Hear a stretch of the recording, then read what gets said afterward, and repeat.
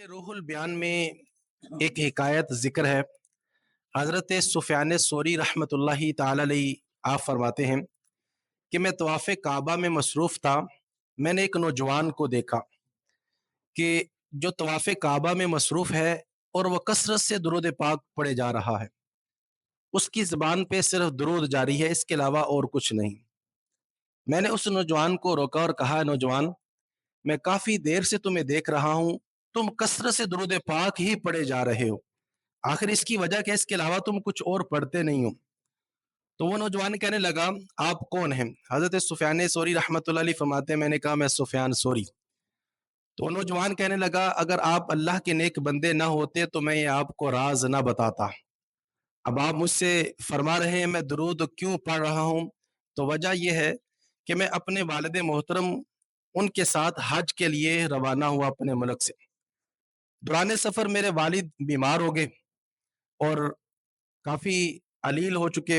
میں نے ہر طرح سے ان کی کیئر کرنے کی کوشش کی، لیکن میں اپنے والد کو موت سے نہیں بچا سکا۔ اب جو ہی میرے والد کا انتقال ہوا، میں نے دیکھا کہ میرے والد کا چہرہ سیاہ ہو چکا ہے، چہرہ کالا ہو گیا۔ میں نے انا للہ و انا الیہ راجعون پڑھا اور چادر چہرے پہ رکھ دی۔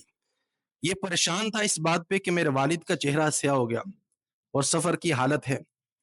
تو وہ نوجوان کہنے لگا حضرت سفیان ثوری رحمۃ اللہ تعالی علیہ ان سے کہ غم کی وجہ سے میری آنکھیں باری ہو گئی، مجھے نیند آئی، میں سو گیا۔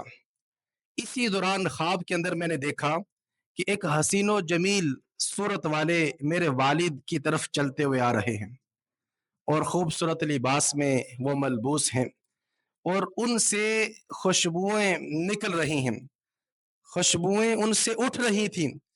میں نے دیکھا بڑی شان و شوکت کے ساتھ وہ تشریف لاتے ہیں، آ کے میرے والد کے چہرے سے کپڑے کو ہٹایا اور اپنے ہاتھ سے اشارہ کیا، اپنے ہاتھ کو میرے والد محترم ان کے چہرے پہ پھیرا۔ میرے والد کا چہرہ روشن ہو گیا اور وہ وہاں سے روانہ ہونے لگے تو میں نے ان کو روکا۔ میں نے کہا کہ اس غریب الوطنی کی حالت میں میرے ابا جان کی آبرو رکھنے والے آپ ہیں کون؟ اپنا تعارف تو کروائیں۔ وہ نوجوان کہنے لگا، جب میں نے یہ کہا تو مجھ سے فرمانے لگا، تم مجھے جانتے نہیں ہو کہ میں اللہ کا نبی ہوں، صاحب قرآن ہوں، میں تمہارا نبی ہوں، اللہ کی طرف سے رسول بن کے تشریف لایا، میں تمہارا نبی ہوں۔ تو وہ نوجوان کہنے لگا، میں نے عرض کی، یا رسول اللہ صلی اللہ علیہ وآلہ وسلم، آپ نے یہ کرم نوازی فرمائی، آخر اس کی وجہ کیا تھی؟ تو پیارے آقا صلی اللہ تعالی علیہ وآلہ وسلم نے مجھے ارشاد فرمایا کہ آپ کے والد اگرچہ گناہ گار تھے لیکن مجھ پر کثرت سے درود پاک پڑا کرتے تھے۔ جب آپ کے والد کے اوپر مصیبت نازل ہوئی تو انہوں نے اس مصیبت کی حالت میں مجھے پکارا کہ والد محترم ان کی مدد کے لیے آیا، اور جو بھی پر درود پڑے اور مدد کے لیے مجھے پکارے، میں اس کی مدد ضرور فرماتا ہوں۔